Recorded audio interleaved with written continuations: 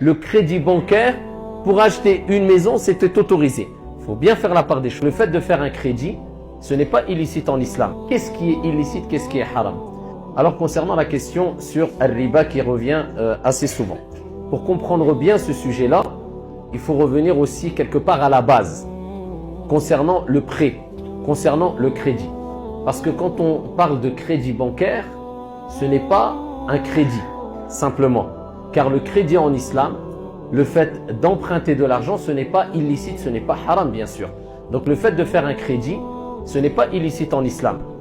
On verra plus dans les détails, sans rentrer trop dans les détails aussi, qu'est-ce qui est illicite, qu'est-ce qui est haram. Alors le prophète alayhi salatu wassalam, bien sûr il nous dit, dans le hadith rapporté par Al-Bukhari, Rahimallahu rajulan samhan idha ba'a, samhan idha ishtara, samhan idha iqtada. Qu'Allah fasse miséricorde à un homme qui est indulgent quand il vend, quand il achète, et ici quand on lui doit de l'argent.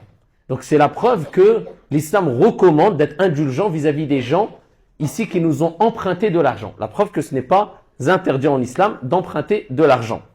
Lakin, ce n'est pas quelque chose de fortement recommandé dans tous les cas, loin de là.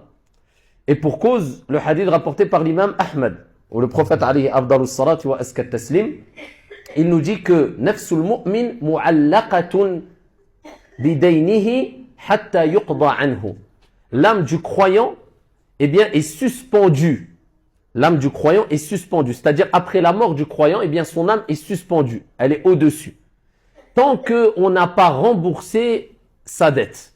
Voilà pourquoi le prophète, alayhi salam, lorsqu'une personne décédait, la première des choses qu'il demandait, est-ce qu'il a une dette? Et c'est ce qui est demandé de faire lorsqu'il y a une personne qui décède parmi nos proches, parmi nos amis, parmi nos familles.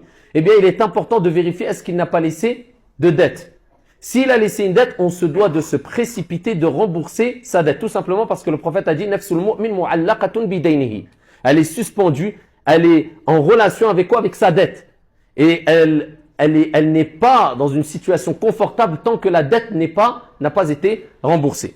Et voilà aussi pourquoi le prophète alayhi salam, une fois, alors qu'il devait faire salatul janaza sur un compagnon, sahabi, vous imaginez, eh bien, il a dit alayhi salam, sallu ala akhikum, priez sur votre frère. Pourquoi? Parce qu'il avait des dettes, jusqu'à ce qu'un compagnon a remboursé, a comblé sa dette. Donc on voit que emprunter de l'argent, ce n'est pas illicite, mais ce n'est pas une chose recommandée tant qu'il n'y a pas vraiment un besoin de demander. De plus, il est important de se précipiter de rembourser sa dette le plus tôt possible afin de ne pas mourir dans cette situation inconfortable qui sera que